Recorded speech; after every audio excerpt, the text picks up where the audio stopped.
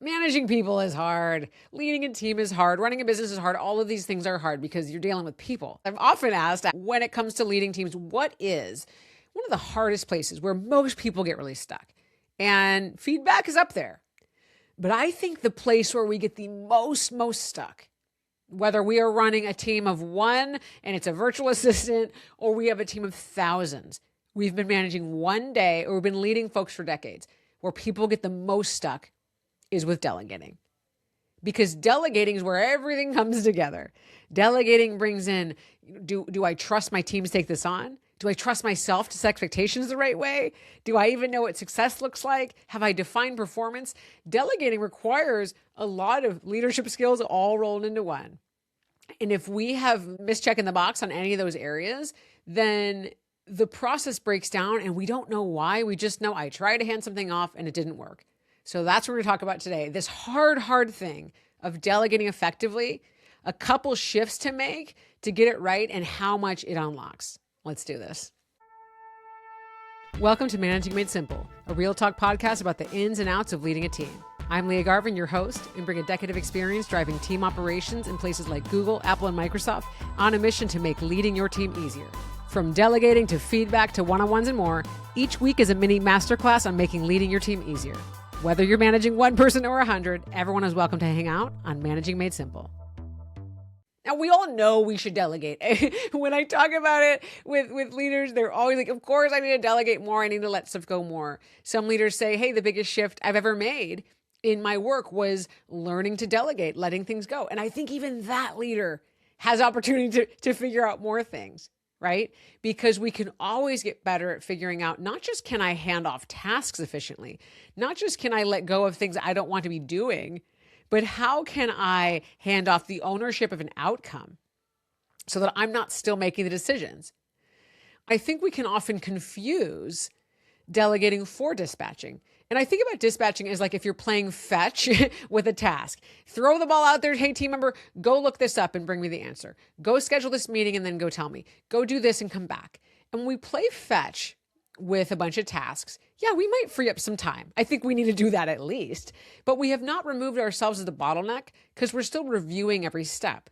And it's not true delegating because that person can't make more than one step at a time. So you're kind of putting a ceiling on what your team member can get done because you're still the review step at each point. Now, what is the cost of this? Well, first of all, you aren't able to get distance away from that thing because, yeah, maybe they did some research and save you some time a little bit, but because you have to stay connected to that, it's always going to be on the top of your mind. You're always be spending time and energy on that. So it only gets you so far. But the cost is actually a lot bigger for that team member. When someone feels like I'm just going to get something and come back to you, they don't build a sense of ownership around that actual task or the thing that they're working on. They're just looking up this whole thing. So let's say there's a big event that you're preparing for. And you told a team member, okay, go look for venues and come back to me and I'll pick one. Okay, go look for options for catering and come back and I'll pick one. Go look at options for table rental and come back and I'll pick one. Right? Maybe imagine when you were planning your own wedding, if you were doing it yourself, right? You're looking at one individual thing and coming back to it. That person is just giving you options and coming back. They're only playing this role of aggregator researcher.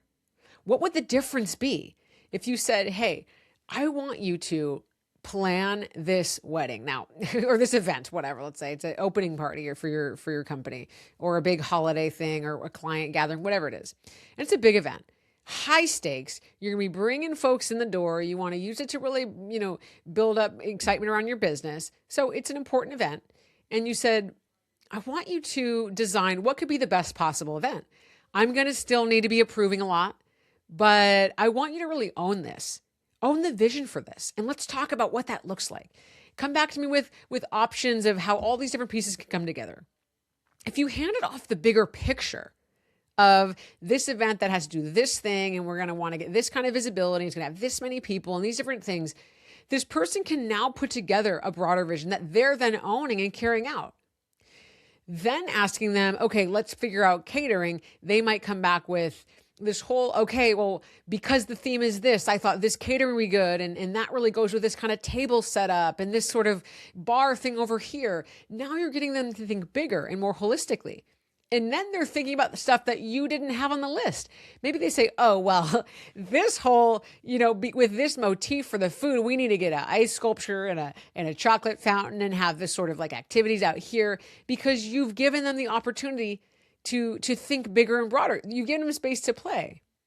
That's the beauty of true delegating. We're handing off the outcome. It doesn't mean we're not involved. It doesn't mean we can't weigh in. It doesn't mean we don't communicate the points in which we want to weigh in. It doesn't mean we don't communicate the vision up front. I think in that example with an event, we want to paint the picture of what is the best event that we can envision and say, hey, this is the standard. How can we outdo that?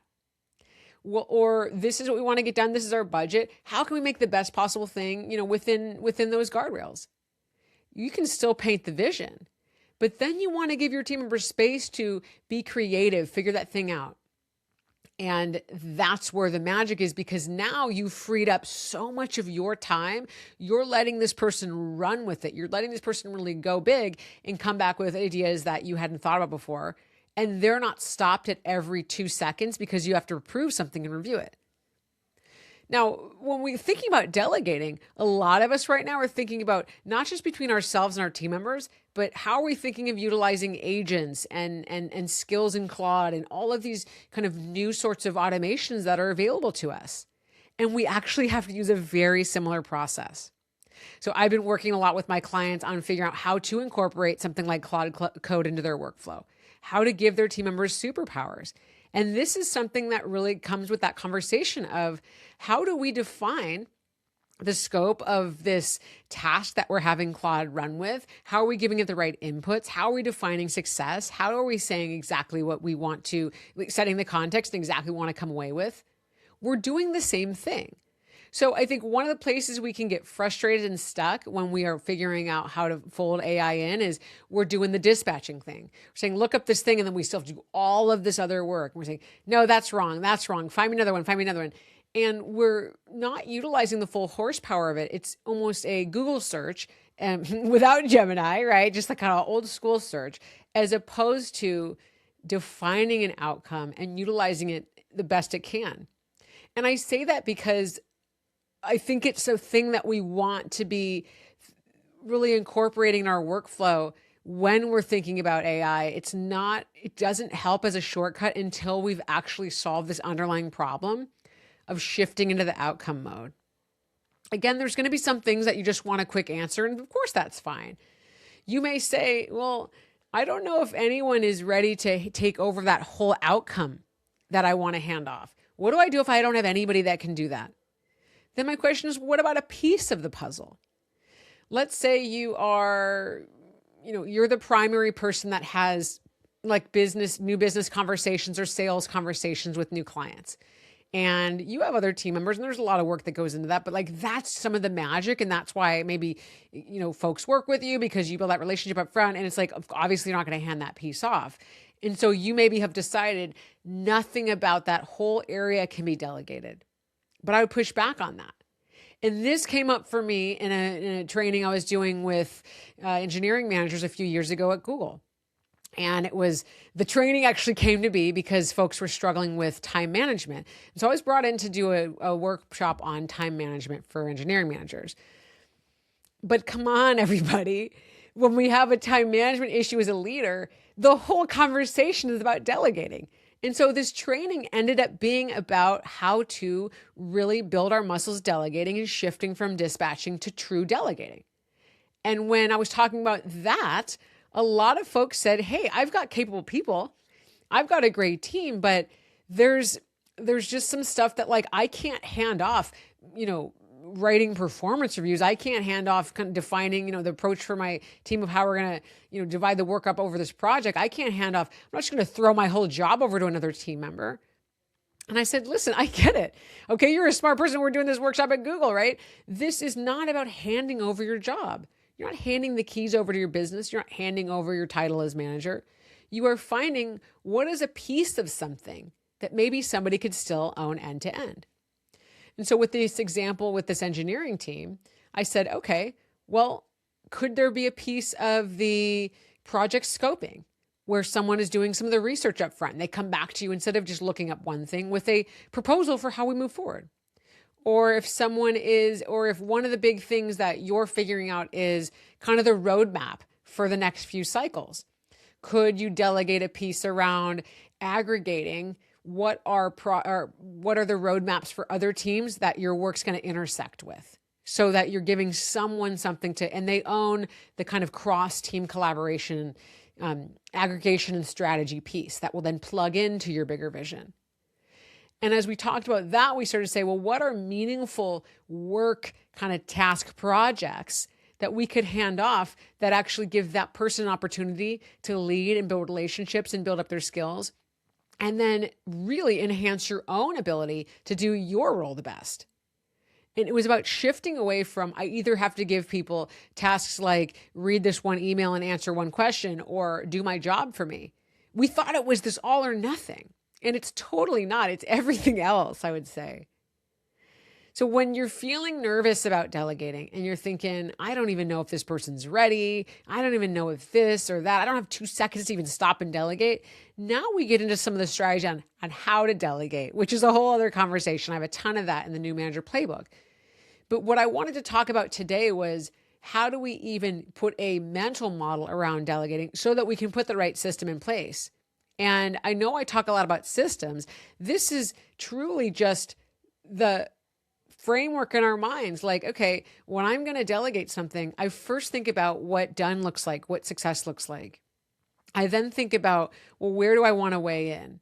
I then think about what are some of the pieces of context that folks are going to need to be effective. And then I set expectations, and like you've kind of boom, 1, 2, 3, 4, 5, you've worked backwards on 5 foundational, repeatable things that we do to delegate. That's our delegating system. It's as simple as that. And it can be hard to define that. It can be hard to think, I don't even know where to start. It can feel like I don't even have 2 seconds. I should just do it faster, do it this way. But that is where we're not utilizing the horsepower of our team. And when we're thinking about, how do I build a profitable team? How do I get myself out of the weeds so that I'm not making every decision? These are the moments. Like, this is the actual tool you have. And again, if you're thinking about, well, I would rather use an agent than hire someone else, or I want to figure out how to actually make that fold that in my workflow, you're going to be pretty frustrated utilizing AI if you're not actually answering those questions anyway. They've got to be answered either way. So delegating is truly the way that we scale. It's how we unlock so much. It's how we actually know what we need to be focusing on, how we can really put our team members in the right moments, right situations. It's how we save time. That's why any conversation, again, I said it, any conversation that's about time management, that's about burnout, that's about being spread too thin, that's about being in the weeds, that's about, I keep telling my team members to do this, they're not getting it. All of those things are all tied up with delegating. And the big piece is the shift from dispatching into delegating. And then we set the expectations, we set the context, we define when do we need to be looped in, what decisions we still need to be making. And then we let that person run with it, because we've hired people so that they can make us better, make our teamers better. And if we want a carbon copy of ourselves and we've made our own virtual, clone, we still have to define how we make decisions and how we would just make decisions, because that thing cannot read our mind right away either. So we're going to be using the same process. And if you're eager to figure out how to use some of these automations in your workflow, figure out Claude skills on your team, how to give your team members superpowers, this is a place that I have been supporting teams that is unlocking so much. It's not replacing people. It is giving them superpowers, and is solving those problems of, gosh, this person, it's taking so long to do this repeatable task and I need them over here. Or why are we reinventing the wheel every time? We could have a better way. This is the way that we are using Claude skills with my clients, and they're seeing all of this efficiency overnight. If that's something you want to look into, something you want to bring to your team, reach out at hello@leagarov.com. It is, I am so excited about this because if you're a longtime listener, I've been big on, we got to slow the reins around AI. We need people. We cannot just decide, oh, I don't need anybody anymore. I feel like I have unlocked for my clients the yes and with it. And for myself, I'm figuring out how to utilize it in ways to bring information and research together. So it frees me up to do things like the podcast, right? That I love to do. So again, if you want to explore this with your team, there's so much out there. It's really exciting. And I'd love to support you. So reach out, leahgarvin.com or hello@leahgarvin.com. And I will see you soon. See you next time. Thanks for tuning in. And I hope this podcast makes leading your team feel just a little bit easier. If you liked this episode, check out my most popular tool for staying in the know of what your team's working on without having to micromanage at leahgarvin.com/snippets. And if you're looking for more support for yourself as a leader or for the team you're managing, don't hesitate to reach out at leahgarvin.com. See you next time.